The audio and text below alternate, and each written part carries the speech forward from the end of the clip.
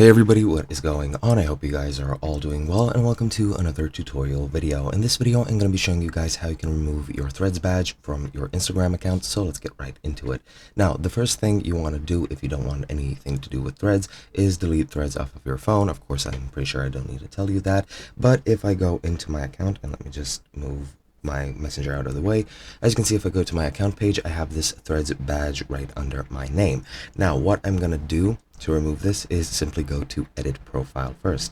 Now, as you can see, if I scroll all the way down, you'll see this show Threads badge option, and currently it is turned on.